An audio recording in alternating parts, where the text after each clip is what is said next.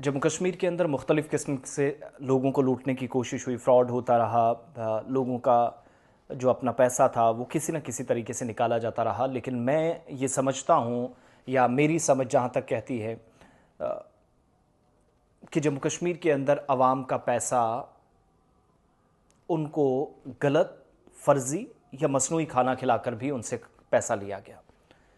और जब जब आप rotten meat, rotten chicken, rotten fish की बात करेंगे, या सड़ा हुआ बोसीदा गोश्त, ख़राब गोश्त कई दिनों से रखा, इसमें दो तरह की लापरवाहियाँ थी, वो इंतज़ामी सतह पर करनी है।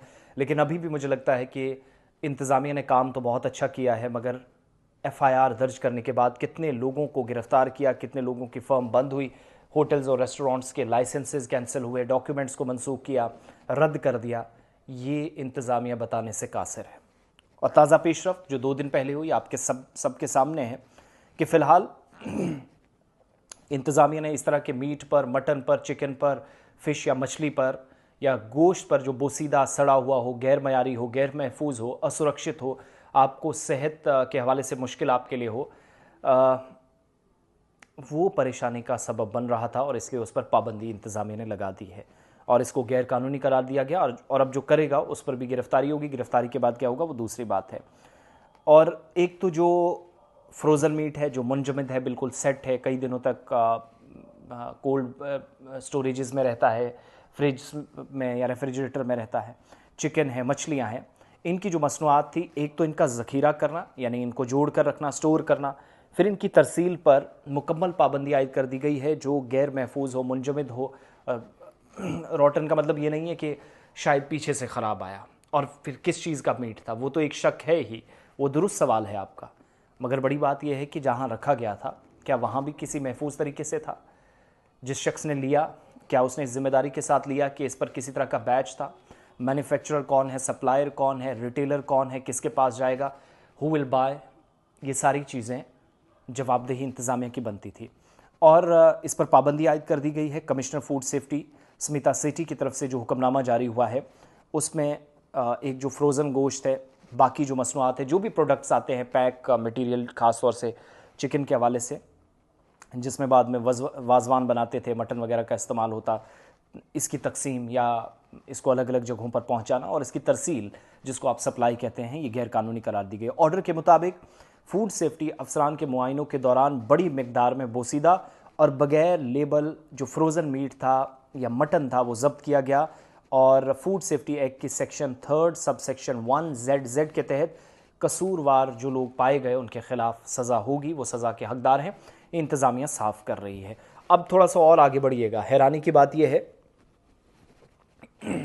कि बहुत सारे लोगों पर मुकदमा दर्ज हुआ है, एफआईआर्स लगी हैं। अनफॉर्चुनेटली ज़्यादा कार्रवाई नहीं हुई है, तहकीकाती अमल आगे बढ़ने के बावजूद या तहकीकात होने के बावजूद भी। कुछ लोगों की गिरफ्तारी हुई, लेकिन कार्रवाई ठोस नहीं है, क्योंकि हज़ारों टन मीट पकड़ा गया है और ये कश्मीरी अवाम के साथ, जम्मू के लोगों के साथ, चिनाब वैली, पीर पंचाल के लोगों के साथ, बाहर चंद सप्लायर्स और बदमाशों ने, चंद ऐसे शरपसंद अनासिर कह लीजिएगा, माहौल को बिगाड़ने वाले कह लीजिएगा, मुनाफाखोर कह लीजिएगा, लेकिन ये तमाम के तमाम आपके, मेरे, हमारे परिवार के लोगों के, आवाम के, और मटन जो लोग खाते हैं उन सब के दुश्मन है, चिकन जो लोग खाते हैं उन सब के दुश्मन है। ये कोई मजहबी मामला नहीं है, हलाल हराम की बात तो है ही। बहसीत मुसलमान मैं इस बात पर आपके साथ इत्तफाक करता हूँ कि साफ़ है, नहीं है, हलाल है, क्या है, किस चीज़ का है, ये पूछना लाजमी है। लेकिन ये इंसानी मसला है। क्या हमारे जो हिंदू सिख भाई हैं, हम अगर साफ़ तलाश कर रहे हैं तो इसका मतलब है वो कुछ भी खाते रहें? नहीं, ये इंसानियत का तकाजा, हम सबको समझना पड़ेगा। और जो भी व्यक्ति है, किसी भी मज़हब का, किसी भी इलाके का, ख़ित्ते का, ज़िले का, ब्लॉक, तहसील का, किसी भी रियासत और यूटी का, उसके ख़िलाफ़ कार्रवाई होनी ज़रूरी है, और कार्रवाई होनी चाहिए, नहीं होकर रहे, ये इंतज़ामिया यकीन दिलाए। वो इसलिए क्योंकि फूड सेफ्टी एक्ट के सेक्शन 4 सब सेक्शन 1, सेक्शन 6 और 9 के तहत जो फूड गैरकानूनी करार था या किया गया था, वो भी जम्मू कश्मीर के अंदर बेचा गया। गोश्त, चिकन, मछलियों को अलग से परोस कर जो है वो प्रोसेस इसका चलता है, वो होना चाहिए।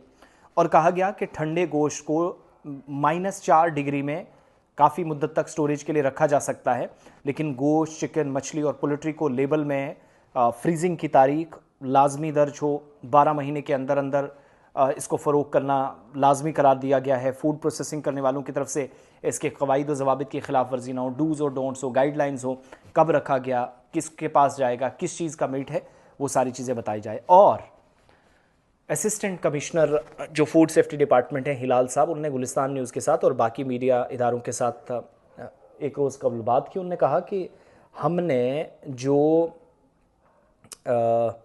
सैंपल्स भेजे थे उनसे इस बात की तस्दीक हुई कि ख़राब गोश्त था। इस चीज़ से बचते हुए नज़र आए कि वो किस चीज़ का था। उसमें उन्होंने गोल मोल कर दिया कि वो जो लोग खाते हैं वो ठीक है, लेकिन जो मीट आ रहा था वो काफ़ी लेट पहुंच रहा था, ताख़ीर से पहुंच रहा था, ये परेशानी का सबब बन रहा। मगर इस चीज़ पर जवाबदेही बनती है। सो बचे, एहतियात बरतें। इंतज़ामिया ने फ़ैसला लिया, लेकिन ये हमेशा के लिए पाबंदी की ज़रूरत है। और दूसरा, शिकायत बगैर डरें, क्योंकि बगैर शिकायत कीजिएगा। यहाँ अगर किसी से डरेंगे, मुनाफाखोरों से डरेंगे, किसी शख्स के दबाव में, किसी असर रसूख से, लेकिन अल्लाह अज़्ज़ व जल के सामने हम सबको मरने के बाद जवाब देना है। वो असली ज़िंदगी है। हम सब के सामने ये हो रहा था, हमें पता था, हमने किसी को बताया नहीं। हम उन कसूरवारों से फिर बदतर है जो असल में ये काम करते। बहरहाल फ़िलहाल पाबंदी लगी है। अल्लाह करे कि अकल उन लोगों को भी आए जो अपनी ही कौम को ये सब खिला रहे थे और जवाब कोई नहीं था।